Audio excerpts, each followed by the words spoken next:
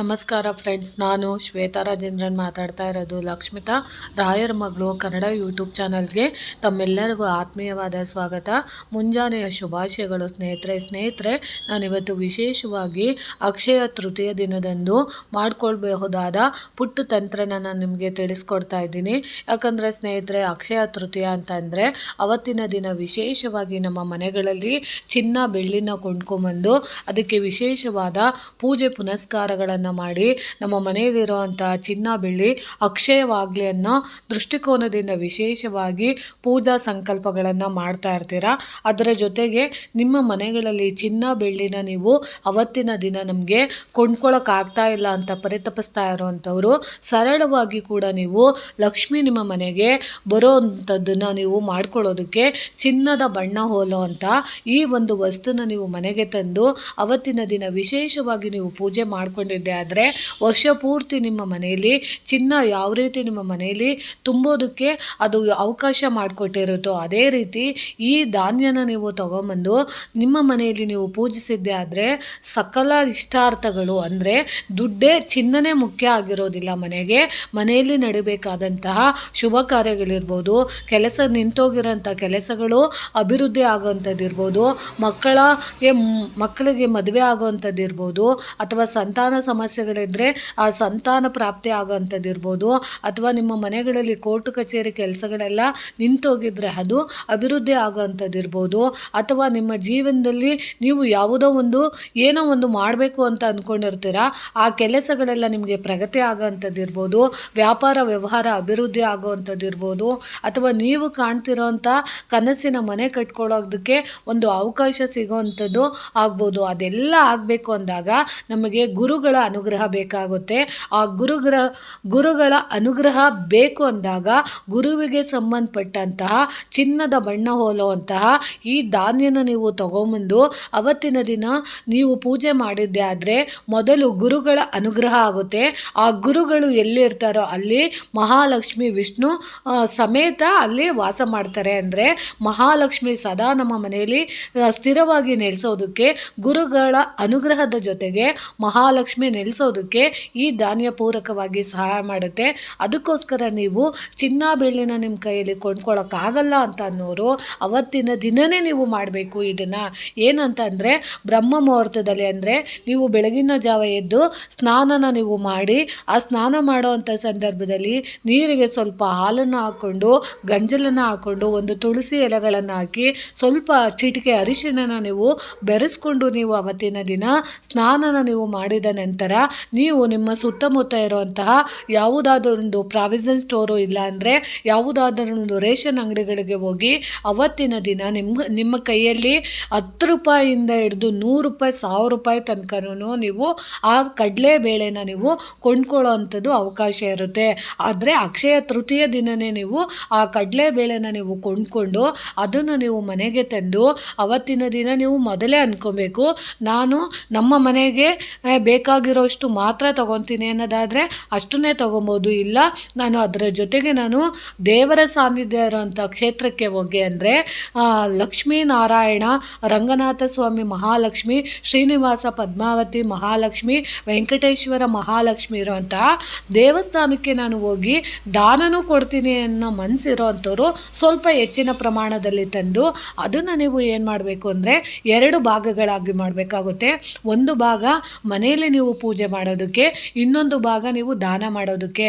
ಆ ರೀತಿ ನೀವು ವ್ಯವಸ್ಥೆನ ಮಾಡಿಕೊಂಡು ಎಷ್ಟು ತರ್ತೀರೋ ಅಷ್ಟನ್ನು ನೀವು ತಗೊಂಬಂದು ಅದನ್ನು ನೀವು ಏನು ಮಾಡಬೇಕು ಅಂದರೆ ಒಂದು ತಾಮ್ರದ ತಟ್ಟೆಯಲ್ಲಿ ನೀವು ವಿಶೇಷವಾಗಿ ಕಡಲೆಬೇಳೆನ ನೀವು ಅದನ್ನು ಒಂದು ತಟ್ಟೆಯಲ್ಲಿ ಹಾಕಿ ಅದರ ಮೇಲೆ ನೀವು ತುಳಸಿ ಮತ್ತು ಮಲ್ಲಿಗೆ ಹೂಗಳನ್ನು ಅದರ ಮೇಲೆ ಇಟ್ಟು ಅದರ ಮೇಲೆ ನೀವು ಏನು ಮಾಡಬೇಕು ಅಂದರೆ ವಿಶೇಷವಾಗಿ ತಾಂಬೂಲ ಅಂದರೆ ವಿಳೆದೆಲೆ, ಅಡಿಕೆ ಮತ್ತು ನಿಮ್ಮ ಕೈಯಲ್ಲಿ ಎಷ್ಟು ಆಗುತ್ತೋ ಅಷ್ಟನ್ನು ದುಡ್ಡನ್ನ ಇಟ್ಟು ಕೊನೆಯ ಪಕ್ಷ ಒಂದು 11 ರೂಪಾಯಿ, ಅದೂ ಆಗಲಿಲ್ಲ ಅಂದರೆ 1 ರೂಪಾಯಿ ನಾಣ್ಯನ ಇಟ್ಟು ಅದಕ್ಕೆ ಅರಿಶಿಣ ಕುಂಕುಮನ ಇಟ್ಟು ಆ ಮಲ್ಲಿಗೆ ಹೂವು ತುಳಸಿ ಎಲೆಗಳನ್ನು ಇಟ್ಟು ನೀವು ಅಮ್ಮನವರ ವಿಗ್ರಹದ ಮುಂದೆ ಅಂದರೆ ಲಕ್ಷ್ಮೀನಾರಾಯಣರಿರೋಂಥ ವಿಗ್ರಹದ ಮುಂದೆ ಇಲ್ಲ ಫೋಟೋದ ಮುಂದೆ ನೀವು ಅದಕ್ಕೆ ನೀವು ಪೂಜೆ ಮಾಡಿ, ತದನಂತರ ನೀವು ಬೆಳಗ್ಗೆ ಪೂಜೆ ಮಾಡಿ, ತದನಂತರ ಅದನ್ನು ನೀವು ಪಾಯಸ ಮಾಡಿ ಅದನ್ನು ನೀವು ನಿಮ್ಮ ಮನೆಯಲ್ಲಿರೋಂಥ ಪ್ರತಿಯೊಬ್ಬ ಸದಸ್ಯರು ಅದನ್ನು ನೀವು ಸೇವನೆ ಮಾಡೋದ್ರಿಂದ ಮನೆಯಲ್ಲಿ ಯಾವಾಗಲೂ ಸ್ಥಿರ ಮಹಾಲಕ್ಷ್ಮಿ ನೆಲೆಸಿರುತ್ತೆ. ಅದ್ರ ಜೊತೆಗೆ ನೀವು ಕಡಲೆಬೇಳೆನ ನೀವು ಪೂಜೆ ಮಾಡಿರೋ ಅಂಥದ್ದನ್ನು ನೀವು ಒಂದು ಹಿಡಿಯಷ್ಟು ಅದನ್ನು ನೀವು ತಗೊಂಡು ಆ ನಾಣ್ಯಗಳನ್ನು ಇಟ್ಟಿರ್ತೀರಲ್ಲ ಮನೆಗೆ ದೇವರ ಮುಂದೆ ಇಟ್ಟಿರುವಂತಹ ಆ ತಾಂಬೂಲದ ಸಮೇತ ಇಟ್ಟಿರುವಂತಹ ಅಡಿಕೆ, ವಿಳೆದೆಲೆ ಮತ್ತು ತುಳಸಿ ಎಲೆ ಮತ್ತು ಮಲ್ಲಿಗೆ ಹೂವು, 1 ಹಿಡಿ ಕಡಲೆಬೇಳೆ ಮತ್ತು 1 ರೂಪಾಯಿ ಅಥವಾ 11 ರೂಪಾಯಿ ಇಟ್ಟಿರುವಂಥ ನಾಣ್ಯಗಳನ್ನು ಅಷ್ಟನ್ನು ನೀವು ಸೇರಿಸಿ ಒಂದು ಹಳದಿ ಬಟ್ಟೆಯಲ್ಲಿ ಅದನ್ನು ಗಂಟಿಟ್ಟು ನಿಮ್ಮ ಮನೆಯಲ್ಲಿ ನೀವು ಎಲ್ಲಿ ದುಡ್ಡನ್ನ ಇಡೋ ಅಂಥದ್ದು ಅಥವಾ ನಿಮ್ಮ ಮನೆಯಲ್ಲಿ ಅಲ್ಲಿ ಚಿನ್ನ ಬೆಳ್ಳಿಗಳನ್ನು ಇಡಬೇಕು ಅಂತ ವ್ಯವಸ್ಥೆ ಮಾಡ್ಕೊಂಡಿರ್ತೀರಲ್ಲ ಅಲ್ಲಿ ನೀವು ಆ ಗಂಟನ್ನು ಇಟ್ಟು ನೀವು ಪೂಜೆ ಮಾಡೋ ಅಂಥದ್ದನ್ನು ಅದನ್ನು ಮುಟ್ಟಿ ನಮಸ್ಕಾರ ಮಾಡ್ಕೊಳ್ಳೋ ಅಂಥದ್ದನ್ನು ಅಥವಾ ವ್ಯಾಪಾರ ವ್ಯವಹಾರ ನಡೆಯೋಂಥ ಜಾಗದಲ್ಲಿ ನೀವು ಅದನ್ನು ಇಡ್ಬೋದು.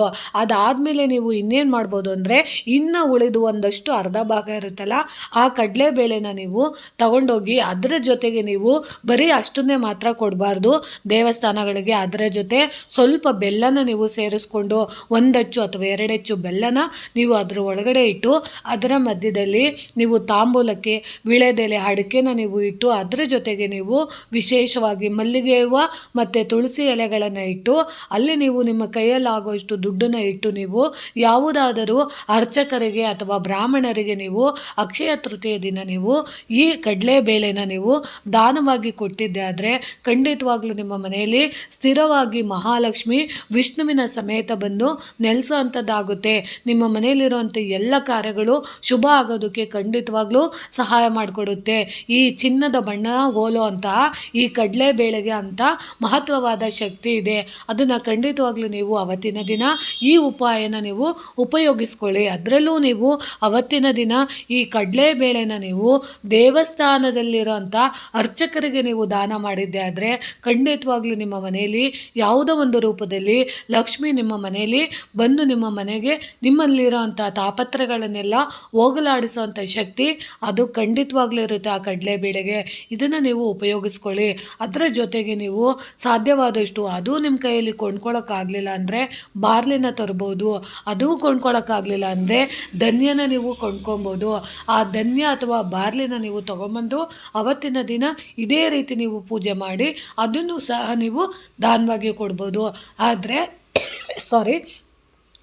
ಕಡಲೆಬೇಳೆಗೆ ಇರೋವಂಥ ಮಹತ್ವ ತುಂಬಾ ಅರ್ಥಪೂರ್ಣವಾಗಿದೆ. ಅದಕ್ಕೋಸ್ಕರ ನಾನು ನಿಮಗೆ ತಿಳಿಸ್ಕೊಟ್ಟಿದ್ದೀನಿ. ನಿಮಗೆ ಯಾವುದು ಸರಿ ಅನಿಸುತ್ತೋ ಅದನ್ನು ಅಕಸ್ಮಾತು ಚಿನ್ನನ ನಮ್ಮ ಕೈಲಿ ಕೊಂಡ್ಕೊಳ್ಳೋಕ್ಕಾಗಲಿಲ್ಲರು ಚಿನ್ನದ ಬಣ್ಣ ಹೋಲೋ ಅಂತ ಈ ವಸ್ತುನ ತಂದರೆ ಅಷ್ಟು ಒಳ್ಳೆಯದಾಗುತ್ತೆ ಅನ್ನೋ ಉದ್ದೇಶದಿಂದ ನಾನು ನಿಮಗೆ ತಿಳಿಸ್ಕೊಟ್ಟಿದ್ದೀನಿ. ಖಂಡಿತವಾಗ್ಲೂ ಇದರ ಉಪಯೋಗನ ನೀವು ಮಾಡ್ಕೊಳ್ಳಿ ಅಂತ ತಿಳಿಸ್ತಾ ಇದ್ದೀನಿ. ಯಾಕಂದರೆ ಅಕ್ಷಯ ತೃತೀಯ ಅಂದರೆ ನಾವು ಮನೆಗೆ ಯಾವುದಾದ್ರೂ ಒಂದು ವಸ್ತುಗಳನ್ನು ತಂದಾಗ ಒಂದು ಅಕ್ಷಯವಾಗಲಿ ಅಂದರೆ 1 ತಂದಿದ್ದು 2 ಆಗಲಿ, 2 ತಂದಿದ್ದು 3 ಆಗಲಿ ಅಂತ ಹೇಳ್ತಾರೆ. ಆದರೆ ಅಕ್ಷಯ ತೃತೀಯ ದಿನ ನಾವು ಕಡಲೆಬೇಳೆ ತಂದುಬಿಟ್ಟು ಚಿನ್ನ ಅಭಿವೃದ್ಧಿ ಆಗುತ್ತೆ ಅಂತ ನೀವು ಏನೇನೋ ಅಂದ್ಕೊಬಾರ್ದು. ಯಾಕಂದರೆ ಕಡಲೆಬೇಳೆ ಬಂದು ಲಕ್ಷ್ಮಿಗೆ ತುಂಬ ಇಷ್ಟ. ಅದರಲ್ಲೂ ಲಕ್ಷ್ಮಿ ಇಷ್ಟಪಡುವಂತಹ ಧಾನ್ಯಗಳನ್ನು ನಾವು ತಂದು ಪೂಜೆ ಮಾಡಿದಾಗ ಲಕ್ಷ್ಮಿಗೆ ಅದರಿಂದ ನಾವು ನೈವೇದ್ಯವಾಗಿ ಪ್ರಸಾದವಾಗಿ ಇಟ್ಟಾಗ ತಾಯಿ ಪ್ರೀತಿಯಿಂದ ಕರೆದಾಗ ಖಂಡಿತವಾಗ್ಲೂ ನಮ್ಮ ಮನೆಗೆ ಬಂದು ಆಶೀರ್ವಾದ ಮಾಡ್ತಾರೆ ಅನ್ನೋದು ಗುರುಗಳ ನಂಬಿಕೆ ಆಗಿರುತ್ತೆ. ಅದಕ್ಕೋಸ್ಕರ ನಾನು ನಿಮಗೆ ತಿಳಿಸ್ಕೊಡ್ತಿದ್ದೀನಿ. ಅದರಲ್ಲೂ ವಿಶೇಷವಾಗಿ ಅವತ್ತು ರಾಯರಿಗೆ ಅಂತಲೇ ವಿಶೇಷವಾಗಿ ಎಲ್ಲ ಮಠಗಳಲ್ಲೂ ಗಂಧಲೇಪನ ಅನುಷ್ಠಾನ ಮಾಡ್ತಾ ಇರ್ತಾರೆ. ಅಂಥ ಗಂಧಲೇಪನ ಅನುಷ್ಠಾನದ ದಿನ ನೀವು ಗುರುಗಳ ಅನುಗ್ರಹ ಸಾನ್ನಿಧ್ಯ ಅವರ ಕಾರುಣ್ಯದ ಜೊತೆಯಾಗಿ ಇದನ್ನು ನೀವು ಪುಟ್ಟ ತಂತ್ರನ ಮಾಡಿಕೊಂಡು ಗುರುಗಳನ್ನು ನೀವು ಸ್ಮರಿಸುತ್ತಾ ಆ ಕಡಲೆಬೇಳೆನ ಇಟ್ಟು ಪೂಜೆ ಮಾಡೋದ್ರಿಂದ ಖಂಡಿತವಾಗ್ಲೂ ಸಕಲ ಇಷ್ಟಾರ್ಥಗಳು ನೆರವೇರುತ್ತೆ ಅನ್ನೋ ಉದ್ದೇಶದಿಂದ ತಿಳಿಸ್ಕೊಟ್ಟಿದ್ದೀನಿ. ತುಂಬ ಚಿಕ್ಕದು ಸರಳವಾದದ್ದು, ಆದರೆ ಮಾಡಿಕೊಂಡಾಗ ಮಾತ್ರ ಗೊತ್ತಾಗುತ್ತೆ ಅದ್ರ ಪ್ರಭಾವ ಏನು ಅಂತ. ಖಂಡಿತವಾಗ್ಲೂ ಇದನ್ನು ಮಾಡ್ಕೊಳ್ಳಿ. ಅದರ ಜೊತೆಗೆ ನೀವು ಅವತ್ತಿನ ದಿನ ಬಡಬಗರಿಗೆ ಎಷ್ಟು ಸಾಧ್ಯ ಆಗುತ್ತೋ ಅಷ್ಟು ನಿರ್ಗತಿಕರಿಗೆ ಅನ್ನದಾನದ ವ್ಯವಸ್ಥೆನ ಮಾಡಿ. ನೀವು ಯಾವುದಾದ್ರೂ ಒಂದು ದೇವಸ್ಥಾನಗಳಲ್ಲಿ ನೀವು ಮಾಡಿದಂತಹ ಯಾವುದೇ ಒಂದು ಪ್ರಸಾದ ಇರ್ಬೋದು, ಪುಳಿಯೋಗರೆ ಇರ್ಬೋದು, ಚಿತ್ರಾನ್ನ ಇರ್ಬೋದು, ವಾಂಗಿಬಾತ್ ಇರ್ಬೋದು, ಬಿಸಿಬೇಳೆ ಬಾತ್ ಇರ್ಬೋದು, ಅಥವಾ ನಿಮ್ಮ ಮೊಸರನ್ನ ನಿಮ್ಗೆ ಯಾವ ಅನ್ನನ ನೀವು ದಾನವಾಗಿ ಕೊಡಬೇಕು ಅಂತೀರೋ ಅವತ್ತಿನ ದಿನ ದೇವಸ್ಥಾನಗಳಲ್ಲಿ ನೀವು ದಾನವಾಗಿ ಏನನ್ನಾದರೂ ದಾನ ಕೊಡಿ. ನೀವು ಎಷ್ಟು ದಾನ ಕೊಡ್ತೀರೋ ಅಷ್ಟು ನಿಮಗೆ ಮತ್ತೆ ರಿಟರ್ನು ನಿಮಗೆ ಸಿಕ್ಕೇ ಸಿಗುತ್ತೆ. ಅದರಲ್ಲೂ ವಿಶೇಷವಾಗಿ ನೀವು ಅವತ್ತಿನ ದಿನ ನೀವು ಯಾರಾದರೂ ಬಡಬಗ್ಗರು ಹೆಣ್ಣು ಮಕ್ಕಳಿಗೆ ವಿಶೇಷವಾಗಿ, ಅದರಲ್ಲೂ ಲಕ್ಷ್ಮೀ ಸಾನ್ನಿಧ್ಯ ಇರೋಂಥ ದೇವಸ್ಥಾನಗಳಲ್ಲಿ ಹೆಣ್ಣು ಮಕ್ಕಳು ಅಥವಾ ಮುತ್ತೈದೆಯರಿಗೆ ನೀವು ವಿಶೇಷವಾಗಿ ನೀವು ಕೆಂಪು ಬಣ್ಣದಿಂದ ಕೂಡಿರೋಂಥ ಬಳೆಗಳನ್ನು ದಾನ ಮಾಡುವಂಥದ್ದು, ರಿಬ್ಬನ್ಗಳು, ತಲೆಗೆ ಹಾಕೊಳ್ಳೋವಂಥ ಟೇಪ್ಗಳನ್ನು, ಲಿಪ್ಸ್ಟಿಕ್ಗಳನ್ನು ಅಥವಾ ಮುಖಕ್ಕೆ ಸಂಬಂಧಪಟ್ಟಂತಹ ಸೌಂದರ್ಯವರ್ಧಕ ವಸ್ತುಗಳನ್ನು ನೀವು ಲಕ್ಷ್ಮೀ ದೇವಸ್ಥಾನದಲ್ಲಿ ಕನ್ಯೆಯರಿಗೆ ಅಥವಾ ಮುತ್ತೈದೆಯರಿಗೆ ನೀವು ಆ ವಸ್ತುಗಳನ್ನು ನೀವು ಅವತ್ತಿನ ದಿನ ದಾನ ಕೊಟ್ಟಿದ್ದೆ ಆದರೆ ಲಕ್ಷ್ಮಿ ಸದಾ ನಿಮ್ಮ ಜೊತೆ ಇರ್ತಾರೆ. ಅಕಸ್ಮಾತ್ ನೀವು ದಾನ ಕೊಡುವಾಗ ಲಕ್ಷ್ಮೀ ದೇವಸ್ಥಾನದಲ್ಲಿ ನೀವು ಅಮ್ಮನವರಿಗೆ ನೀವು ಮಂಗಳ ದ್ರವ್ಯಗಳು ಅಂದರೆ ಕೆಂಪು ಬಳೆಗಳು, ಕೆಂಪು ಕುಂಕುಮ, ಕೆಂಪು ಬಿಂದಿ ಅಥವಾ ಕೆಂಪು ಟೇಪ್ಗಳು ಅಥವಾ ಕೆಂಪು ವರ್ಣದ ಬ್ಲೌಸು, ಕೆಂಪು ಬಣ್ಣದ ಸೀರೆಗಳು, ಕೆಂಪು ಕಲರ್ ರಿಬ್ಬನ್ಗಳು, ಅಂಥದ್ದನ್ನು ಲಿಪ್ಸ್ಟಿಕ್ ಇರ್ಬೋದು, ಅಂಥದ್ದನ್ನು ನೀವು ಕೆಂಪು ಬಣ್ಣದಿಂದ ಕೂಡಿರೋಂಥ ವಸ್ತುಗಳನ್ನು ನೀವು ಅವತ್ತಿನ ದಿನ ಲಕ್ಷ್ಮೀ ದೇವಸ್ಥಾನದಲ್ಲಿ ನೀವು ಲಕ್ಷ್ಮಿಗೆ ಅರ್ಪಣೆ ಮಾಡೋವಂಥದ್ದು ಇರ್ಬೋದು. ಅದನ್ನು ನೀವು ಕೊಡೋದ್ರಿಂದ ಅಥವಾ ನಿಮ್ಮ ಮನೆಗಳಲ್ಲಿ ನೀವು ಆ ವಸ್ತುಗಳನ್ನು ಇಟ್ಟು ನೀವು ಅವತ್ತಿನ ದಿನ ನೀವು ಪೂಜೆ ಮಾಡೋದ್ರಿಂದ ಖಂಡಿತವಾಗ್ಲೂ ಲಕ್ಷ್ಮೀ ದೇವಿ ನಿಮ್ಮ ಜೊತೆ ಸದಾಕಾಲ ಇರ್ತಾರೆ. ನೀವು ಅದರಲ್ಲೂ ಹೆಣ್ಮಕ್ಳಿಗೆ ಮದುವೆ ಆಗದೇ ಇರೋವಂಥ ಹೆಣ್ಮಕ್ಳಿಗೆ ನೀವು ಅದನ್ನು ಕೊಟ್ಟಾಗ ಸದಾಕಾಲ ನಿಮ್ಮ ಮನೆಯಲ್ಲಿ ಶುಭ ಕಾರ್ಯಗಳು ಆಗೋದಕ್ಕೆ ಸಹಾಯ ಮಾಡುತ್ತೆ. ನಿಮ್ಮ ಗಂಡ ಹೆಂಡತಿ ನಡುವೆ ಅನ್ಯೋನ್ಯತೆ, ಪ್ರೀತಿ ಅನ್ನೋದು ಸದಾಕಾಲ ಇರಬೇಕು ಅಂದರೆ ಮುತ್ತೈದೆಯರಿಗೆ ನೀವು ಆ ಕೆಂಪು ಬಣ್ಣದ ಮಂಗಳ ದ್ರವ್ಯಗಳನ್ನು ನೀವು ದಾನ ಮಾಡಿದ್ದೆ ಆದರೆ ಸದಾಕಾಲ ಲಕ್ಷ್ಮೀ ನಾರಾಯಣರು ಹೇಗೆ ಜೊತೆಯಾಗಿರ್ತಾರೋ ಹಾಗೆ ನೀವು ಕೂಡ ಜೊತೆಯಾಗಿರೋದಕ್ಕೆ ಅದು ಖಂಡಿತವಾಗ್ಲೂ ಸಹಾಯ ಮಾಡುತ್ತೆ. ಅಕಸ್ಮಾತ್ ನಿಮ್ಮ ಕೈಯಲ್ಲಿ ಏನೂ ಮಾಡೋಕ್ಕಾಗಲಿಲ್ಲ ಅಂದರೂ ಅಕ್ಷಯ ತೃತೀಯ ದಿನ ಯಾವುದಾದ್ರೂ ಒಂದು ದೇವಸ್ಥಾನಗಳಿಗೆ ಹೋದಂಥ ಸಂದರ್ಭದಲ್ಲಿ ನಿಮ್ಮ ಅಕ್ಕ ತಂಗಿಯರಿಗೆ ಅಥವಾ ಏನೂ ಇಲ್ದಿರೋಂಥ ನಿರ್ಗತಿಕ ಹೆಣ್ಣು ಮಕ್ಕಳಿಗೆ ಅಥವಾ ಹೆಂಗಸರಿಗೆ ನೀವು ವಿಶೇಷವಾಗಿ ಬಳೆಗಳನ್ನು ಹಾಕ್ಸೋವಂಥದ್ದು ಅಥವಾ ಅವ್ರಿಗೆ ಹೂಗಳನ್ನು ಕೊಡಿಸೋವಂಥದ್ದು, ಅದರಲ್ಲೂ ಮಲ್ಲಿಗೆ ಹೂಗಳನ್ನು ನೀವು ಆ ಮಹಿಳೆಯರಿಗೆ ನೀವು ಕೊಡಿಸಿದ್ದೆ ಆದರೆ ಅಥವಾ ಅವರ ಕೈಗೆ ನೀವು ಕೊಟ್ಟಿದ್ದೆ ಆದರೆ ಅಲ್ಲೂ ಕೂಡ ನಿಮಗೆ ಲಕ್ಷ್ಮಿ ಯಾವಾಗಲೂ ನಿಮಗೆ ಒಳ್ಳೆಯದಾಗಲಿ ಅಂತ ಆಶೀರ್ವಾದ ಮಾಡಿ ನಿಮ್ಮ ಕಷ್ಟ ಸುಖಗಳಿಗೆ ಸ್ಪಂದಿಸ್ತಾರೆ. ಅವರಿಗೆ ಇಷ್ಟ ಆಗುವಂಥದ್ದು ಕೆಂಪು ಬಣ್ಣದಿಂದ ಕೂಡಿರೋವಂಥದ್ದು ಸೀರೆಗಳನ್ನು ಕೊಡಿಸೋವಂಥದ್ದು, ಬ್ಲೌಸ್ ಪೀಸ್ಗಳನ್ನು ಕೊಡೋವಂಥದ್ದನ್ನು ನೀವು ಮಾಡಿ. ಅದರಲ್ಲೂ ನಿಮಗೆ ಖಂಡಿತವಾಗ್ಲೂ ಲಕ್ಷ್ಮೀ ಸಾನ್ನಿಧ್ಯ ನಿಮಗೆ ಪ್ರಾಪ್ತಿ ಆಗುತ್ತೆ ಅಂತ ನಾನು ಗೊತ್ತಿರೋಷ್ಟು ಮಾಹಿತಿನ ನಾನು ನಿಮಗೆ ತಿಳಿಸ್ಕೊಟ್ಟಿದ್ದೀನಿ. ಖಂಡಿತವಾಗ್ಲೂ ಇದ್ರ ಉಪಯೋಗನ ಮಾಡ್ಕೊಳ್ಳಿ. ಅದ್ರ ಜೊತೆಗೆ ನೀವು ನಿಮಗೆ ನಿಜ ಸದಾಕಾಲ ನಮ್ಮ ಮನೆಯಲ್ಲಿ ಮಹಾಲಕ್ಷ್ಮಿ ಸದಾಕಾಲ ನಮ್ಮ ಮನೆಯಲ್ಲಿ ಇರಬೇಕು ಅಂತ ಬಯಸುವಂಥವ್ರು ಅವತ್ತಿನ ದಿನ ಎಷ್ಟು ಸಾಧ್ಯ ಆಗುತ್ತೋ ಯಾವ್ಯಾವ ವಸ್ತುಗಳನ್ನು ನಿಮಗೆ ದಾನವಾಗಿ ಕೊಡಬೇಕು ಅನಿಸುತ್ತೋ ಅಷ್ಟೂ ವಸ್ತುಗಳನ್ನು ನೀವು ಯಥೇಚ್ಛವಾಗಿ ದಾನವಾಗಿ ಕೊಡಿ. ಏನನ್ನೇ ಇರ್ಬೋದು, ಊಟ ಇರ್ಬೋದು, ಬಟ್ಟೆ ಇರ್ಬೋದು, ಏನನ್ನು ನಿಮಗೆ ಕೊಡೋ ಶಕ್ತಿ ದೇವರು ಕೊಟ್ಟಿದ್ದಾನೋ ಅದನ್ನು ಆ ದಿನದಲ್ಲಿ ದಾನ ಮಾಡಿ. ಅದು ಸರ್ವಶ್ರೇಷ್ಠವಾದ ದಾನಗಳಾಗುತ್ತೆ ಅಂತ ತಿಳಿಸ್ಕೊಡ್ತಾ ಇದ್ದೀನಿ. ಈ ಮಾಹಿತಿ ನಿಮಗೆ ಇಷ್ಟ ಆಗಿದೆ ಅನ್ಕೊತೀನಿ. ಪ್ರೀತಿಯ ಧನ್ಯವಾದಗಳು ಸ್ನೇಹಿತರೆ.